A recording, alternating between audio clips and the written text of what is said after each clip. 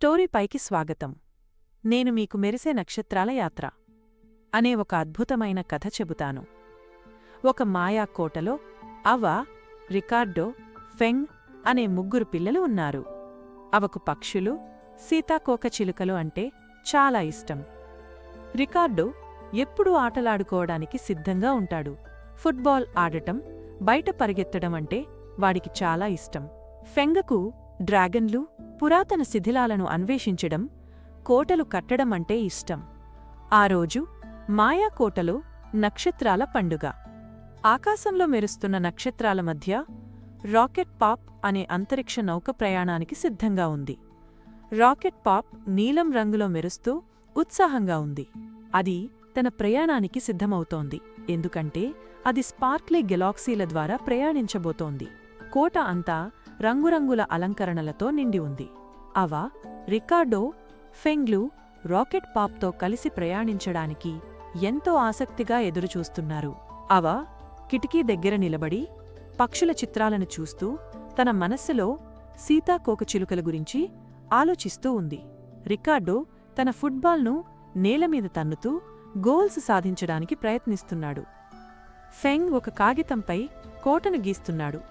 త్వరగా రండి, rocket pop సిద్ధంగా ఉంది అని ఒక గొంతు వినపడింది. పిల్లలు ఒక్కసారిగా ఉత్సాహంగా తయారయ్యారు. రాకెట్ పాప్ కోసం పరిగెత్తారు. రాకెట్ పాప్ ఆకాశ నీలం రంగులో మెరుస్తూ పిల్లలతో, రండి, స్పార్క్లీ గెలాక్సీలకు వెళ్దాం అని చెప్పింది. అది చాలా వేగంగా ఎగిరింది. అవ, రికార్డో, ఫెంగ్లతో పాటు అది కూడా ఆనందంగా ఉంది. ప్రయాణం మొదలైంది. వారు వివిధ రంగుల గ్రహాల గుండా వెళ్లారు. రాకెట్ పాప్ ఒక్కో గ్రహం దగ్గరకు వెళ్ళినప్పుడు ఒక్కో రంగులోకి మారుతూ పిల్లలకు ఆశ్చర్యాన్ని కలిగించింది. ఒకానొక సమయంలో వారు మెరిసే గందరగోళంగా ఉన్న అంతరిక్ష ధూళిక్షేత్రాన్ని చేరుకున్నారు. ఇది ఒక పెద్ద చిక్కుముడిలా ఉంది. రాకెట్ పాప్ ఆగిపోయింది. ఓహ్ నో, మనం ఇప్పుడు ఏం చెయ్యాలి అని అవ ఆశ్చర్యంగా అడిగింది. రికార్డో వెంటనే, నేను సహాయం చేస్తాను, పరిగెత్తడానికి నాకు ఇష్టం అని చెప్పాడు. ఫెంగ్ ఆలోచిస్తూ, నేను ఒక ప్లాన్ వేస్తాను, మనం కలిసి పనిచేస్తే ఈ చిక్కుముడిని దాటవచ్చు అని చెప్పాడు. అవ తన పక్షుల పరిశీలనా నైపుణ్యాన్ని ఉపయోగించి మార్గాలను గుర్తించింది. రికార్డో తన వేగంతో ధూళి మేఘాలను తప్పించుకున్నాడు. ఫెంగ్ కోటలను నిర్మించే తన నైపుణ్యంతో మార్గాలను రూపొందించాడు. వారు కలిసి పనిచేశారు. రాకెట్ పాప్ కూడా వారికి తన దగ్గర ఉన్న స్పేస్ రెయిన్బోస్నిచ్చి వారిని ప్రోత్సహించింది. ఇలా ఒకరికొకరు సహాయం చేసుకుంటూ వారు చిక్కుముడి నుండి బయటపడ్డారు. చిక్కుముడి దాటిన తరువాత వారు డ్రాగన్ల నక్షత్ర మండలాలను చేరుకున్నారు. ఫెంగ్ ఆనందంతో కేరింతలు కొట్టాడు. చూడండి, ఇది డ్రాగన్ల నక్షత్ర మండలం అని చెప్పాడు. అప్పుడు వారు కొంత నక్షత్ర ధూళిని సేకరించి కోటకు తిరిగి వెళ్లాలని నిర్ణయించుకున్నారు. తిరిగి వెళ్లేటప్పుడు వారు సీతాకోకచిలుకలు ఉన్న అడవుల గుండా ఎగిరారు. అవ ఆనందంతో ఎంత అందంగా ఉన్నాయో అని చెప్పింది. తరువాత వారు రికార్డోకు ఇష్టమైన బహిరంగ ఆట స్థలాలను చూశారు. చివరకు వారు మాయాకోటకు తిరిగి వచ్చారు. అక్కడ నక్షత్రాల పండుగ జరుగుతోంది.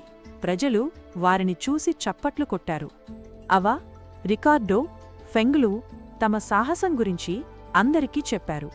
రాకెట్ పాప్ నవ్వుతూ, మీరు చాలా ధైర్యంగా పనిచేశారు, మీరు కలిసి ఉండటం చూసి నేను చాలా సంతోషించాను అని చెప్పింది. అందరూ కలిసి ఆనందించారు. ఆ రోజు పిల్లలు ఒకరికొకరు సహాయం చేసుకోవడం యొక్క ప్రాముఖ్యతను తెలుసుకున్నారు. వారు చేసిన పని పట్ల గర్వపడ్డారు. ఆ రాత్రి వారు ఆకాశంలో నక్షత్రాలను చూస్తూ ఆనందంతో నిద్రపోయారు.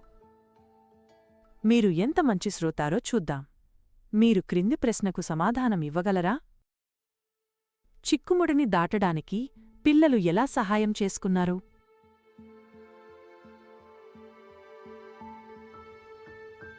మీరు ఎలా చేశారో చూద్దాం.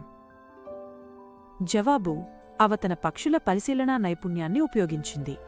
రికార్డో వేగంగా పరిగెత్తాడు మరియు ఫెంగ్ మార్గాలను రూపొందించాడు. మీరు చాలా బాగా చేశారు. స్టోరీపై విన్నందుకు ధన్యవాదాలు. త్వరలో మళ్ళీ కలుద్దాం.